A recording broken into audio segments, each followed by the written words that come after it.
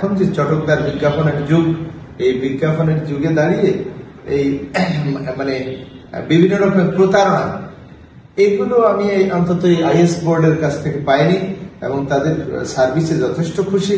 Even আজকে আপনারা নিজেরাও দেখতে পাচ্ছেন যে পাটরি ভাই নিজে সেই ঢাকা থেকে খুলনায় চলে এসছেন, দেখে যায় যে আমি ভোট দিয়েছিলাম, ভোটগুলো কেমন চলছে না চলছে। শুধু ভোট নিয়ে আনা এবং বাসার সবাই ভালো আছে কিনা আমি বেশি কিছু বলতে চাই না। আমি নিয়েছি, দিব্যি চলছে এবং কোন রকমের প্রবলেম আমি পাইনি। আসসালামু আলাইকুম ওয়া রাহমাতুল্লাহি ওয়া বারাকাতুহু। আমরা রয়েছি খুলনার রণজিৎ স্যারের ক্লাসরুমে। স্যার আমাদের ভোট নিয়েছেন এবং স্যারের সাথে প্রায় সময় আমাদের যোগাযোগ হয়, কথা হয়, ভালোবাসার বিনিময় হয়। আজকে সরাসরি স্যারের ক্লাসরুমে রয়েছি। স্যার তো আমাদের বোর্ডে ক্লাস নিচ্ছেন, স্যারের কাছে কেমন লাগছে স্যার যদি অনুভূতিটা বলতেন তাহলে আমরা খুশি হতাম। ধন্যবাদ। প্রথমত আমি খুবই খুশি যে আজকে পাটরি ভাই নিজেই চলে এসছেন, সেই শুধু ঢাকা থেকে আমার বোর্ড কেমন চলছে বা খোঁজখবর নিচ্ছেন, এটি আসলে অনেক বড় পাওয়া।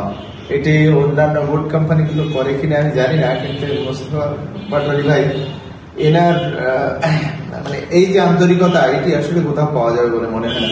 ওভারঅল এই বোর্ডটা আমি গত বছর অক্টোবর মাসে নিয়েছিলাম এবং এই বোর্ডটা নেওয়ার পর থেকে আজ পর্যন্ত আমাকে এই বোর্ড বিষয়ক কোন রকমের সমস্যা ফেস করতে হয়নি। আর বরং তার যে টেকনিক্যাল টিম, তারা সর্বদাই খোঁজখবর রাখে।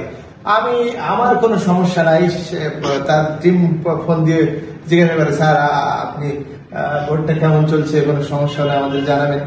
ওভারঅল ব্যাপার হচ্ছে এখন যে চটকদার বিজ্ঞাপনের যুগ, এই বিজ্ঞাপনের যুগে দাঁড়িয়ে এই মানে বিভিন্ন রকমের প্রতারণা, এগুলো আমি অন্তত আইএস বোর্ডের কাছ থেকে পাইনি এবং তাদের সার্ভিসে যথেষ্ট খুশি।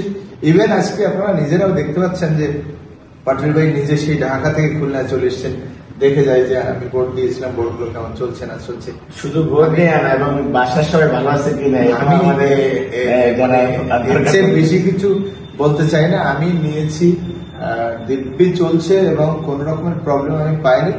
আপনারাও নিতে পারেন এবং অন্তত এই আন্তরিকতা, এই সেবা এই আইএস বোর্ডের কাছ থেকেই পাওয়া সম্ভব বলে আমার মনে হচ্ছে।